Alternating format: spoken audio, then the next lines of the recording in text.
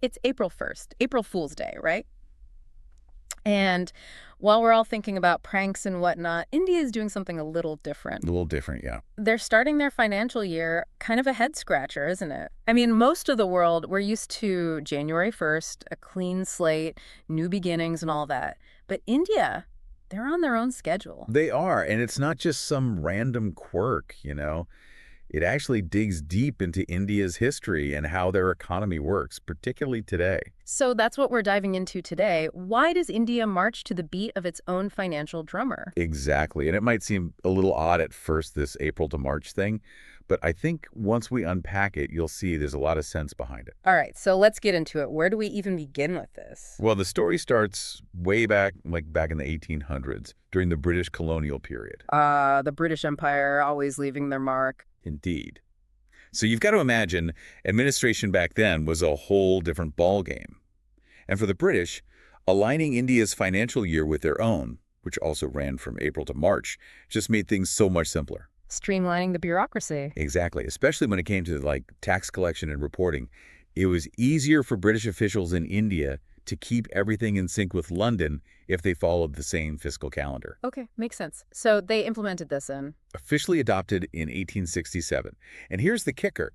Even after India gained independence in 1947, they kept this system. Really? It's been that long. I guess old habits die hard, huh? I guess so. Mm. But, it's more than just inertia. There's got to be a reason they've stuck with it for so long. There is, and it's a pretty big one. Agriculture. Yeah. Still the backbone of the Indian economy. Hmm. We're talking over 40% of their workforce. Right, India, agriculture. It's like, well, they go together. Monsoons, harvests, all that. Exactly. Now, think about their main planting season, around June, July, tied in with the monsoons.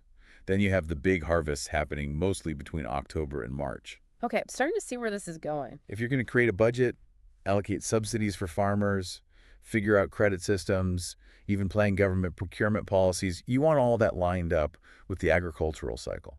I mean, it'd be like trying to bake a cake with half-mixed ingredients, wouldn't it? You can't just ignore the natural flow of things. Exactly, and a January to December financial year would just be out of sync with that. So it's practicality, really, aligning the finances with the rhythm of the land. Makes a lot of sense when you think about it like that. It does, and it's interesting to note that India isn't alone in this April to March system. You find it in the UK, Canada, Japan, New Zealand, places like that. That's interesting. But then you have the US and most of Europe doing the January to December thing. Has there ever been any talk about India switching over just to, get on the same page as the rest of the world? Oh, definitely. There's always that discussion, especially when it comes to comparing financial data internationally, integrating with global markets, all of that. Makes sense. A unified system would simplify things, I imagine. On the surface, yes. But when you really delve into the practical implications, it gets complicated fast. We're talking about a massive overhaul of accounting systems, both government and private sector. And then there's the potential disruption to the agricultural cycle, which, as we've established, is deeply intertwined with the financial year. Right, it's not just flipping a calendar page. It's like trying to move a mountain. You've got it.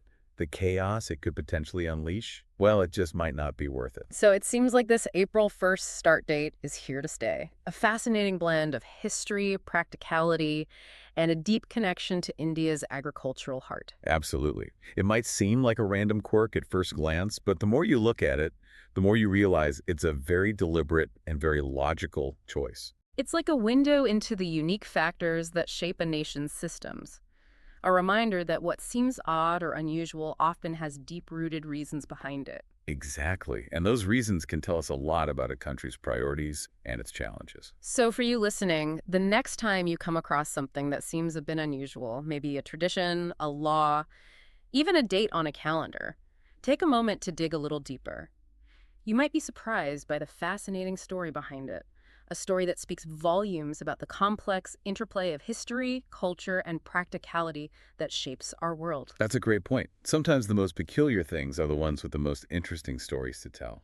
It just goes to show that the world's full of surprises, and sometimes the most unexpected things make the most sense when you understand the context. Couldn't have said it better myself. And that's a wrap for our deep dive into India's unique financial year. Thanks for joining us. Thanks for having me. It was a pleasure to shed some light on this intriguing topic.